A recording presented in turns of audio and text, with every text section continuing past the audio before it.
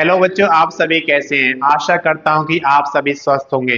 बच्चों, आज इस वीडियो में हम लेकर आए हैं कि SBI state bank of India ने असिस्टेंट मैनेजर इंजीनियर और एससीओ की रिक्रूटमेंट निकाली है, जिसका ऑनलाइन एप्लीकेशन कब से शुरू होगा, कब इसका लास्ट डेट होगा, क्या क्वालिफिकेशन होगी, कितने टोटल पद हैं, क्या क्या डॉक्यूमेंट्स आपको इसमें फिल करने, सारा कुछ इस वीडियो में हम डिस्कस करेंगे। अगर अभी तक आपने चैनल को सब्सक्राइब नहीं किया है, सब्सक्राइब करें, वीडियो को लाइक करें और शेयर करें।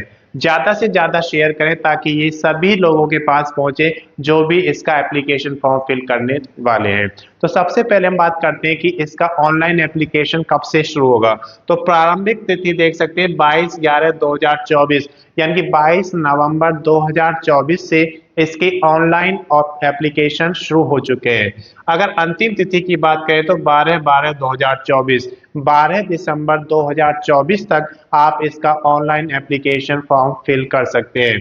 आवेदन शुल्क की बात करें जो कि हर एग्जाम में दी जाती है, जब भी आप किसी गवर्नमेंट जॉब के लिए एग्जाम करते हैं या किसी भी स्टेट बैंक या कोई भी अदर बैंक है उसके लिए आप एप्लीकेशन फॉर्म फिल करते हैं, तो सभी का एक एप्लीकेशन फी आपको फिल करना होता है, जमा करना होता है।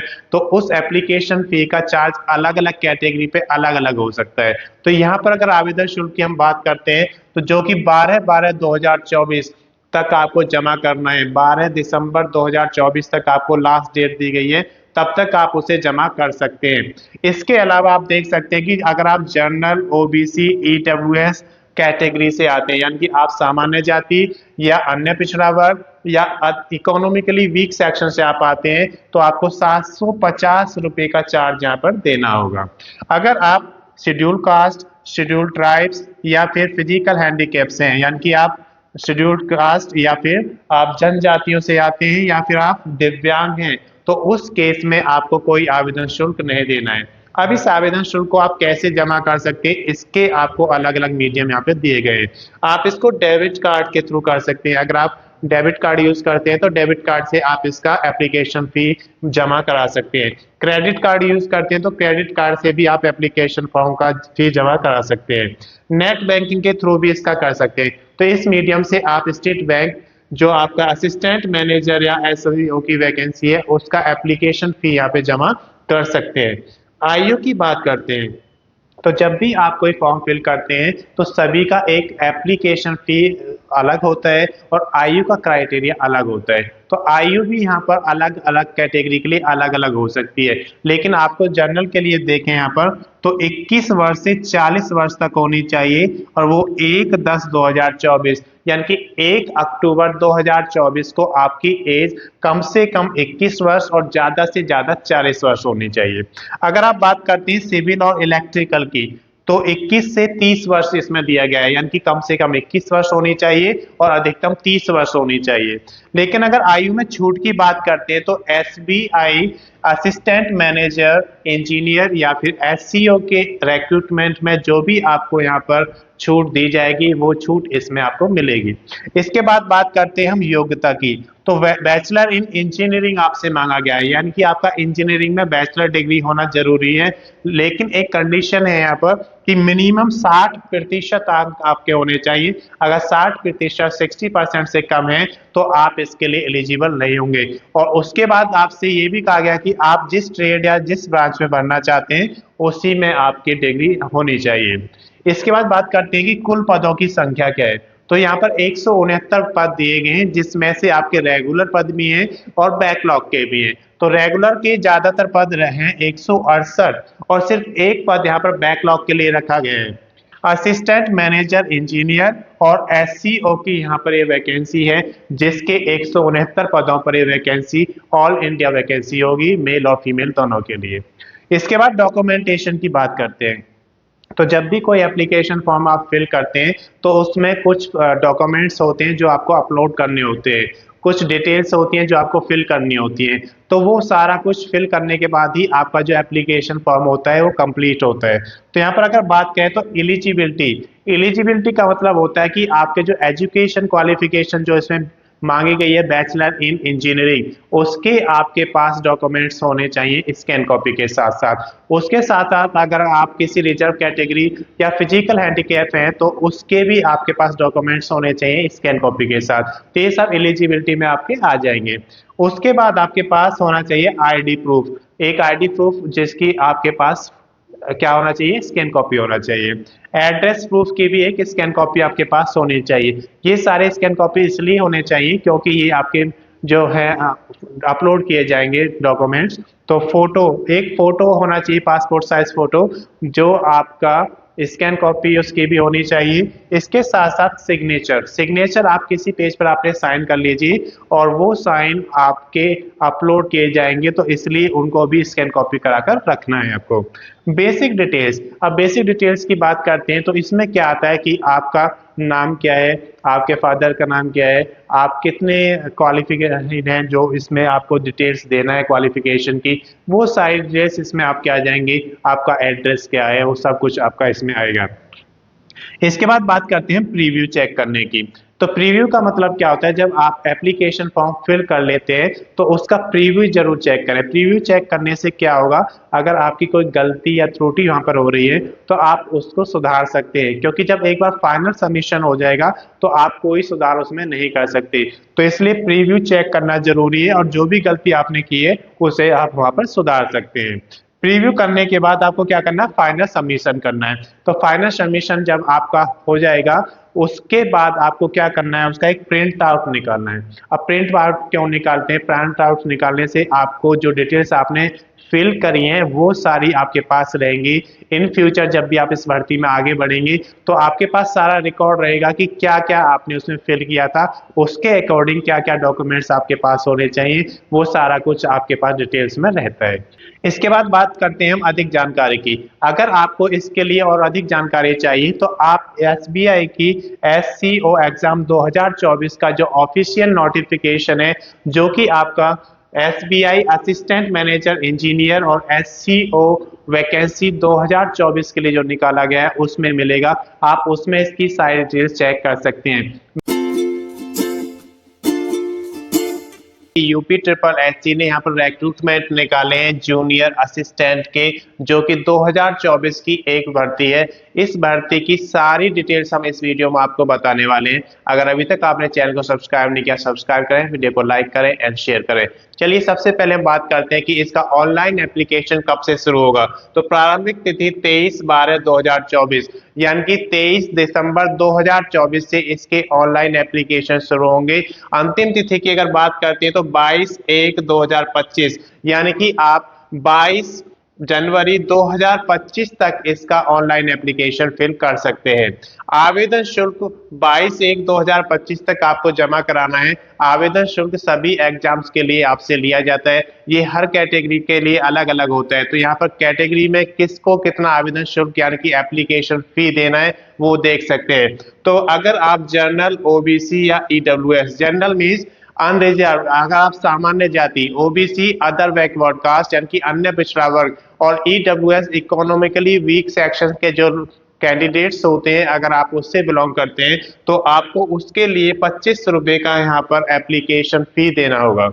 अगर आप फिजिकल हैंडीकैप्स यानी कि दिव्यांग हैं या फिर एससी शेड्यूल कास्ट या एसटी शेड्यूल ट्राइब्स के अंतर्गत आते हैं, तब भी आपको 25 रुपए का ही यहाँ पर एप्लीकेशन फी चार्ज यानी कि देना होगा। अगर बात करते हैं करेक्शन डेट की, तो करेक्शन डेट 29/1/2025 दिया गया है कि अगर आपके एप्लीकेशन में कोई गलती हो जाती है तो उसे सुधारने के लिए एक दिन विंडो ओपन होगा और वो दिन रहेगा आपका 29 जनवरी 2025, और इस दिन आप अपने एप्लीकेशन में सुधार कर सकते हैं। उसके बाद आपको कोई उसमें मौका नहीं दिया जाएगा। इसके बाद देखते हैं कि आप जो फीस है वो कैसे कैसे इसमें जमा करा सकते हैं। तो स्टेट बैंक ऑफ इंडिया में आप इसका एप्लीकेशन फी जमा करा सकते हैं या फिर ई चालान के थ्रू भी आप इसका एप्लीकेशन जो चार्ज है वो आप इसमें फी करा सकते हैं। इसके बाद बात करते हैं आयु की। तो जब भी आप गवर्नमेंट जॉब की तैयारी करते हैं तो हर जॉब के लिए कोई ना कोई क्राइटेरिया होता है एज का, कि उसकी मिनिमम आयु क्या ली जाएगी और उसमें मैक्सिमम आयु क्या ली जाएगी। अगर आप इसकी बात करते हैं जूनियर असिस्टेंट की, तो इसमें 18 वर्ष से 40 वर्ष तक आयु मांगी गई है, यानी कि कम से कम 18 वर्ष होनी चाहिए और अधिकतम 40 वर्ष आयु आपकी होनी चाहिए। अगर आप की जो आयु है वो कब गणना की जाएगी, 1/7/2024, यानी कि 1 जुलाई 2024 को आपकी जो आयु है कम से कम 18 वर्ष और अधिकतम 40 वर्ष होनी चाहिए। उसके बाद अगर छूट की बात करते हैं, अगर आप किसी रिजर्व कैटेगरी में आते हैं तो रिजर्व कैटेगरी में आपको छूट दी जाती है आयु में, तो वो छूट किसके अनुसार दी जाएगी, यूपी ट्रिपल एससी का जो नियम के अनुसार है वो छूट दी जाएगी। इसके बाद बात करते हैं योग्यता की। हर एग्जाम के लिए आपकी योग्यता देखी जाती है, तो योग्यता जो यहाँ पर रखी गई है 12th पास रखी गई है, लेकिन उसके साथ साथ कुछ और कंडीशंस यहाँ पर है। 12th पास तो आपके पास होना चाहिए, उसके साथ साथ यूपी ट्रिपल एससी का स्कोर कार्ड चाहिए 2023 का। 2023 में यूपी ट्रिपल एससी ने जो एग्जाम कराया था उसका स्कोर कार्ड भी आपके पास होना चाहिए, क्योंकि वो भी इसमें जब आप डॉक्यूमेंटेशन करेंगे तो वो अपलोड किया जाएगा। उसके साथ साथ आपको नाइलाइट का ट्रिपल सी का पास का सर्टिफिकेट भी होना चाहिए, तो ट्रिपल सी का आपके पास सर्टिफिकेट होना चाहिए जो कि नाइलाइट के थ्रू होना चाहिए। हिंदी में आपकी टाइपिंग होनी चाहिए 25 शब्द प्रति मिनट, यानी कि 1 मिनट में 25 शब्द अगर आप टाइपिंग करते हैं तो आप इसके लिए एलिजिबल हैं। अगर इंग्लिश की बात करते हैं तो 30 वर्ड्स पर मिनट यहाँ पर होना चाहिए, 1 मिनट में 30 वर्ड्स आपको टाइपिंग अगर इंग्लिश में करना आता है तो आप इसके लिए एलिजिबल हो जाएंगे। इसके बाद हम बात करते हैं कुल पदों की संख्या। तो कुल पदों की संख्या यहाँ पर अच्छी खासी वैकेंसी निकाली गई है, 2702 पद हैं। जो कैटेगरी वाइज कितने कितने पद हैं वो सारा कुछ हम इसमें डिस्कस करेंगे। तो अनरिजर्व की अगर बात करते हैं, जो कि आपका सामान्य जाति के लोग होते हैं, उसमें 1099 पद यहाँ पर दिए गए हैं। अगर आप ओबीसी अदर बैकवर्ड कास्ट से आते हैं तो 718 वैकेंसी आपके लिए दी गई है। अगर आप एससी शेड्यूल कास्ट से आते हैं तो 583 वैकेंसी आपके लिए दी गई हैं, और अगर आप एसटी यानी कि शेड्यूल ट्राइब से जनजातियों से आते हैं तो 64 वैकेंसी जनजातियों के लिए भी यहाँ पर रखी गई हैं। ईडब्ल्यूएस की बात करते हैं तो इकोनॉमिकली वीक सेक्शन के अंतर्गत आपका सर्टिफिकेट बना हुआ है तो आप इसमें एलिजिबल हैं, तो 238 वैकेंसी ईडब्ल्यूएस के कैंडिडेट्स के लिए यहाँ पर दी गई है। तो इस तरीके से जो कैटेगरी के वाइज आपको सारी डिटेल्स यहाँ पे बताई गई है कि टोटल पद आपके 2702 हैं, तो वो किस किस कैटेगरी में कितने पद दिए गए हैं। इसके बाद बात करते हैं डॉक्यूमेंटेशन की। तो जब भी आप किसी एप्लीकेशन फॉर्म को फिल करते हैं उसके लिए कुछ डॉक्यूमेंट्स की जरूरत होती है। जैसे यहाँ पर बात करें हम फोटो, तो फोटो आपके पास A4 साइज फोटो होना चाहिए, उसकी स्कैन कॉपी आपके पास होनी चाहिए, क्योंकि इसको आप अपलोड करेंगे तो उस समय स्कैन कॉपी आपके पास होगी तो आप उस फाइल को अपलोड कर सकते हैं। इसी तरीके से सिग्नेचर आप एक नोटबुक से पेज लीजिए, उस पर सिग्नेचर कर लीजिए अपने, और उसको भी आप स्कैन कॉपी करके रखिए ताकि उसे भी आप अपलोड कर सकें। आईडी प्रूफ में कौन कौन से आइडेंटिफिकेशंस होते हैं, कौन कौन सी आईडी आपकी वैलिड होती है, वो सारा कुछ आपको इसके नोटिफिकेशन में मिल जाएगा। एड्रेस प्रूफ में भी इसी तरीके से आप देख सकते हैं। तो आईडी प्रूफ और एड्रेस प्रूफ के भी आपके पास क्या क्या होने चाहिए, वैलिड फोटोग्राफ्स होने चाहिए और उनकी फोटो कॉपी आपके पास स्कैन होनी चाहिए। इसके बाद एलिजिबिलिटी की बात होती है तो योग्यता की होती है कि क्या क्या योग्यता आपके पास है इस जो गवर्नमेंट जॉब के लिए। तो उसके लिए आपके पास 10th प्लस 2 के जो सनद और मार्कशीट है उनकी फोटो कॉपी आपके पास होनी चाहिए। यूपी ट्रिपल एससी का स्कोर कार्ड है उसकी भी आपके पास स्कैन कॉपी होनी चाहिए, और नाइलाइट ट्रिपल एससी का भी पास का आपके पास सर्टिफिकेट होना चाहिए स्कैन कॉपी में। तो ये सारे एलिजिबिलिटी क्राइटेरियाज हैं। इसके अलावा आप ओबीसी एससी या एसटी में आते हैं तो उनका भी सर्टिफिकेट आपके पास स्कैन कॉपी में होना चाहिए, और वो सारे डॉक्यूमेंट्स आप अपलोड करेंगे।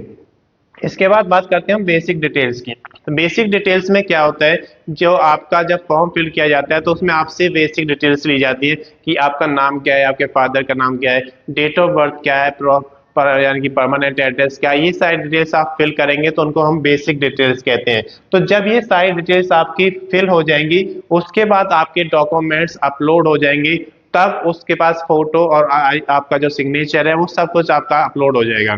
फिर आपको उसका प्रीव्यू चेक करना है, क्योंकि जब भी आप कोई फॉर्म फिल करते हैं तो उसमें गलती होने के चांसेस होते हैं। तो जब आप उसका प्रीव्यू चेक करेंगे तो उसमें आपको मालूम चल जाएगा कि आपने कोई त्रुटि या कोई गलती तो नहीं की है, और अगर की है तो आप उसे सुधार लीजिए। जब आपका प्रीव्यू चेक हो जाएगा उसके बाद आप उसका जो फाइनल सबमिशन है वो आप उसका कर देंगे। फाइनल सबमिशन जब आपका हो जाएगा तो उसके बाद आपको उसका प्रिंट आउट लेना है। तो प्रिंट आउट से क्या होगा कि आपके पास एक प्रूफ रहता है कि आपने जो डॉक्यूमेंट्स उसमें अपलोड किए हैं या आपने जो एंट्रीज फिल करी है उसमें क्या क्या एंट्री फिल करी है, तो सारा कुछ प्रूफ आपके पास होता है। उसका प्रिंट आउट आपको जरूर लेना है। फाइनल सबमिशन के बाद प्रिंट आउट आप उसका ले लीजिए। अगर आपको इसकी अधिक जानकारी लेनी है तो इसके लिए आप UPSSSC की ऑफिशियल वेबसाइट पर जाएंगे और वहां पर जो इसका ऑफिशियल नोटिफिकेशन है आप उसे देख सकते हैं। MPESB ने पैरामेडिकल और स्टाफ नर्स के लिए बम्पर वैकेंसीज निकाली हैं, जिसका ऑनलाइन एप्लीकेशन आपसे मांगा गया है। ये सारी डिटेल्स इस वीडियो में हम डिस्कस करेंगे। वीडियो को अंत तक जरूर देखें और इस वीडियो को ज़्यादा से ज़्यादा शेयर करें ताकि ये सभी जरूरतमंद लोगों के पास पहुंचे, ताकि उनको इस भर्ती में एप्लीकेशन फॉर्म भरने का मौका मिले। तो सबसे पहले हम यहाँ पर बात करते हैं प्रारंभिक तिथि। तो जो इसका ऑनलाइन एप्लीकेशन है 26/11/2024 यानी कि 26 नवंबर 2024 से शुरू हो चुके हैं। अंतिम तिथि की बात करें तो 10/12/2024। आप 10 दिसंबर 2024 तक इसका ऑनलाइन एप्लीकेशन फिल कर सकते हैं। आवेदन शुल्क जो कि हर एग्जाम में आपसे लिया जाता है, जब भी आप किसी गवर्नमेंट जॉब के लिए या किसी भी पैरामेडिकल जॉब्स के लिए आप एप्लीकेशन करते हैं तो उसके लिए आपको एप्लीकेशन चार्ज यानी कि आवेदन शुल्क देना होता है, जो कैटेगरी वाइज अलग अलग होता है। तो यहाँ पर अगर आप जनरल कैटेगरी में आते हैं यानी कि आप अनरिजर्व कैटेगरी में हैं या सामान्य कैटेगरी में आते हैं तो उस केस में, या फिर आप अदर स्टेट से बिलोंग करते हैं, MP से अलग, मध्य प्रदेश के अलावा किसी और स्टेट के हैं और इस मेडिकल के लिए आप उसका फॉर्म फिल करना चाहते हैं, तो इसमें आपको 560 रुपए आपको आवेदन शुल्क देना होगा।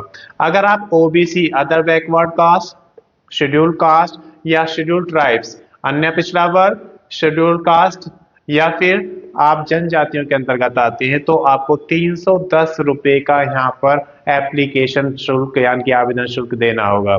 ये किस तरीके से आप इसका फिल कर सकते हैं, कियोस्क पर जाकर उसमें कैश जमा करा सकते हैं, या फिर आप डेबिट कार्ड यूज करते हैं तो डेबिट कार्ड के थ्रू भी आप इसका ऑनलाइन पेमेंट कर सकते हैं। अगर आप क्रेडिट कार्ड यूज करते हैं तो क्रेडिट कार्ड के थ्रू भी आप इसका ऑनलाइन फॉर्म जमा करा सकते हैं। नेट बैंकिंग की अगर बात करते हैं तो नेट बैंकिंग के थ्रू भी आप इसका आवेदन शुल्क जमा कर सकते हैं। आयु की बात करें तो 1/1/2024 को आपकी आयु चेक की जाएगी। 1 जनवरी 2024 की कितनी होनी चाहिए? मिनिमम 18 वर्ष होनी चाहिए और अधिकतम 40 वर्ष। 18 वर्ष से 40 वर्ष तक यहाँ पे आपकी आयु मानी गई है।